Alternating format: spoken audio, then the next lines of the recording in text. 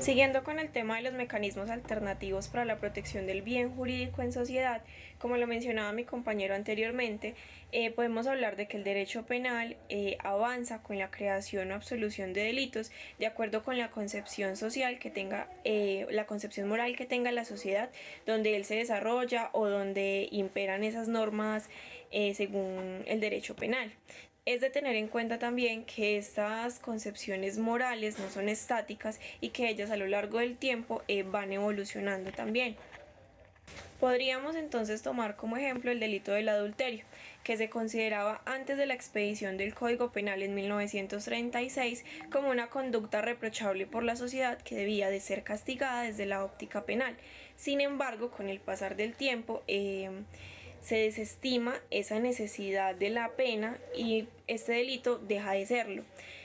Bueno, acercándonos entonces un poco más a ese reproche social, podemos inferir que todos los delitos no son universales, que todas esas conductas no pueden considerarse en todo el mundo como una conducta punible que tenga que merecer un castigo. Por ejemplo, si nosotros acá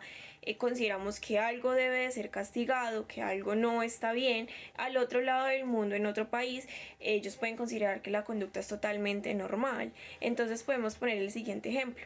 Si en este momento vemos un matrimonio entre una persona mayor y una niña menor de 12 años, lo vamos a considerar totalmente reprochable y para nosotros puede ser algo que deba de merecer un castigo y que no pueda pasar. Sin embargo, en la República Centroafricana, el 68% de las mujeres normalmente contraen matrimonio de esta manera cuando son menores de 18, incluso menores de 12 años. Entonces, ya desde ese punto de vista también podríamos hablar de la mutilación de los genitales femeninos, ya que en la actualidad esta práctica se da en más de 40 países y realmente se justifica desde que son costumbres ancestrales hasta que son mandatos religiosos. Dicho lo anterior, podemos mencionar un poco la historia y la influencia que la Iglesia tuvo en los primeros pasos del derecho penal, como también lo ligado que estaba el pecado con el delito, como tomándolo así desde el mandato religioso se justificaban las penas. ¿Sí? Entonces la muestra más grande de esto fue o es El martillo de las brujas, el cual fue un escrito de 1986 que elaboraron dos monjes. Eso fue el tratado medieval más importante en la época de la Inquisición, siendo también la primera referencia del derecho penal para la imposición de las penas. Ya en este punto entonces sí podríamos decir que si bien Colombia es un estado laico, la moral está ligada fuertemente con la religión y por esta misma causa es que se da mucha controversia cuando tenemos que hablar sobre políticas públicas o sobre demás desarrollos jurisprudenciales que tengan como protagonista la comunidad LGBTI, la vida sexual, la concepción de la familia de otra manera, como ya no es mamá y papá, sino que son dos mamás, dos papás, también sobre la educación sexual a temprana edad que se imparte o que se podría impartir en los colegios, ya que son aspectos que se satanizan por ir en contra, por ejemplo, de los 10 mandamientos. Bueno, entonces sí, conforme a lo que estaba diciendo, podemos decir que Hobbes no se equivocaba cuando afirmaba diciendo que todos los delitos realmente son pecados, pero no todos los pecados pueden